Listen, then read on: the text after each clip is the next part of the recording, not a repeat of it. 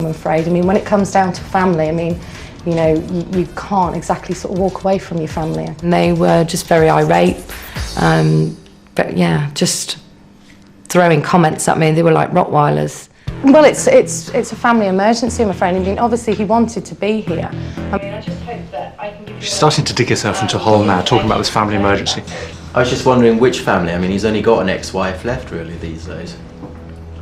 Well, she still counts as family, but I mean, you know, I don't really want to go. I mean, it's a family emergency. Oh, enough, Denise. To go through me, then, you know, is that going to be okay? And who are you? My name's Denise Snape. So, and again, sorry to have kept you waiting. Are you Pete's PA, or...? Yes, I'm Pete's PA, and you know, I really hope that I can help you out today with some information and, you know... He must have a tough job if he doesn't turn up to his own things. Well, I mean, it is tough, but I think that any human being, when it comes down to... a family emergency. I mean, you know, we're all human, we kind of have to sometimes put our families first. I mean, I think if... Would you not do that in that... Kind of went to pot a bit because just the unexpectedness and lack of experience, I suppose. Do you think that the family emergency could hinder those plans? I mean, 6th of July is only like next week, isn't it? No, the wedding plans aren't going to be hindered. Is there a problem with his plastic surgery? Has something gone wrong with his lips?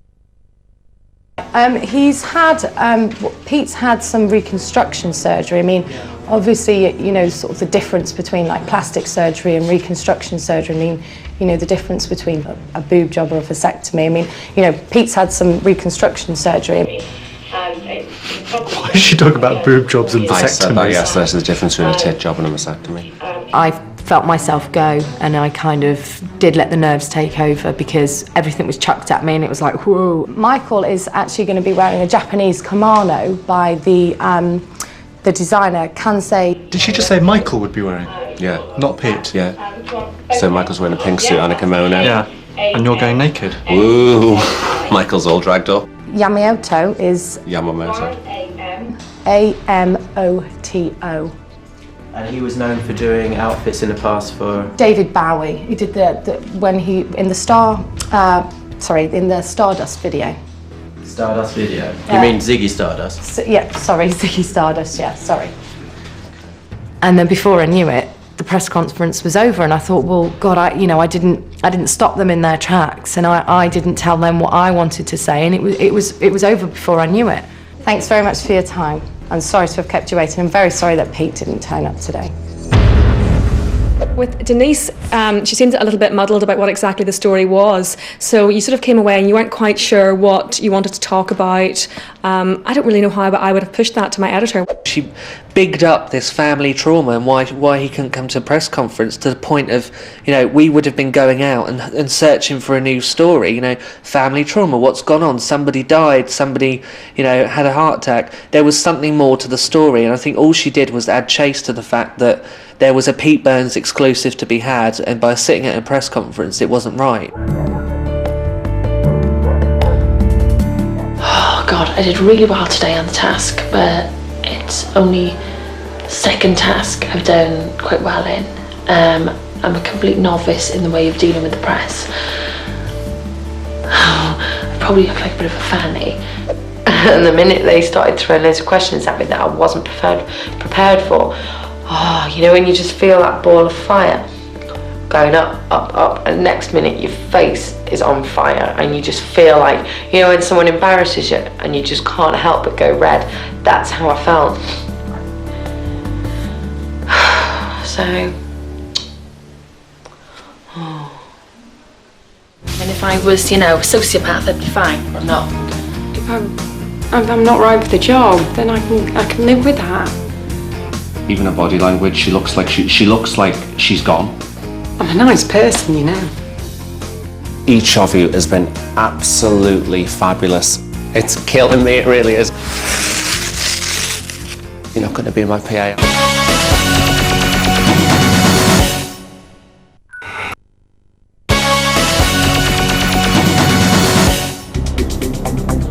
It's the day of the most crucial elimination so far, and the 3 remaining candidates are feeling the pressure. I am feeling nervous, which is natural. I'm feeling good spirits, quite positive.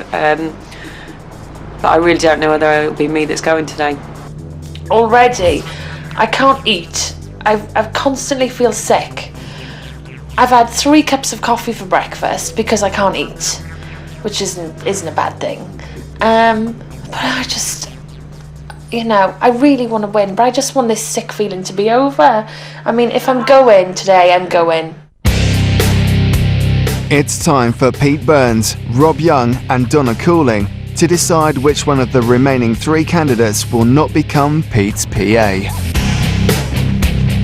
Well, now the journey's almost over.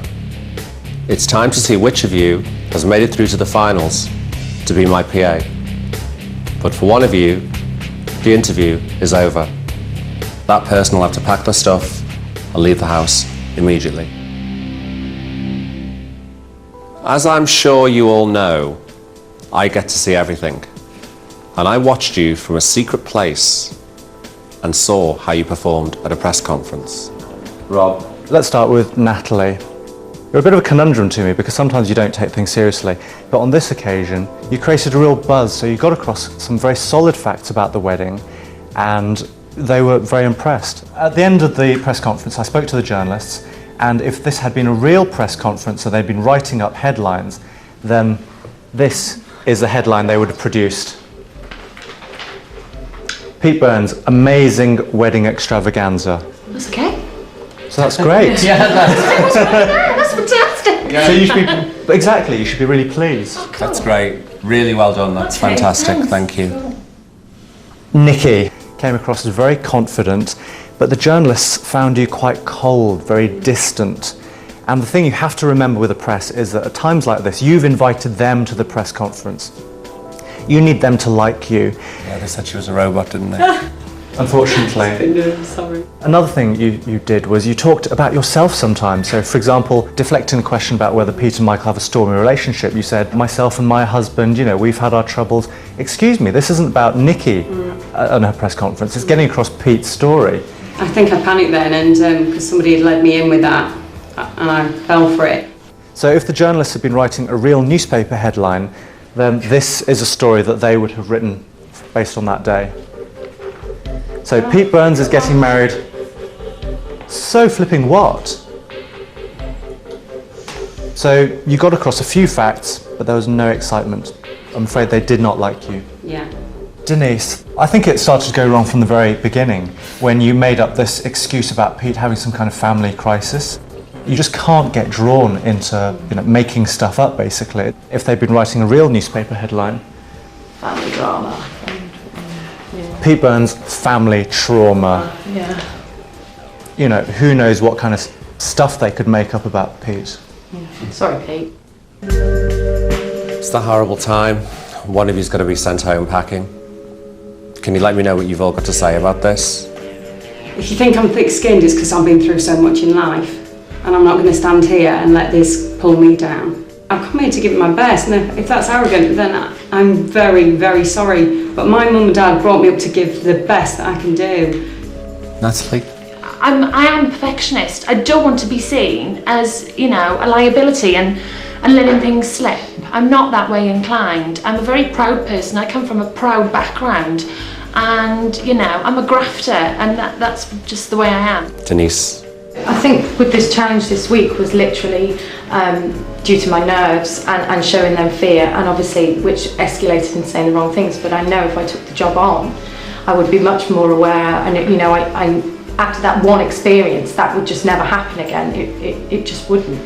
We should wind this up, and I've got to say this personally, this is absolutely agony for me now. It's really, really difficult. So I've got to be really cold and hard about this and ask you to leave the room, and we're going to probably end up in a punch-up over this situation. And when you come back in, one of you's got to be sent packing. So can you please leave the room now?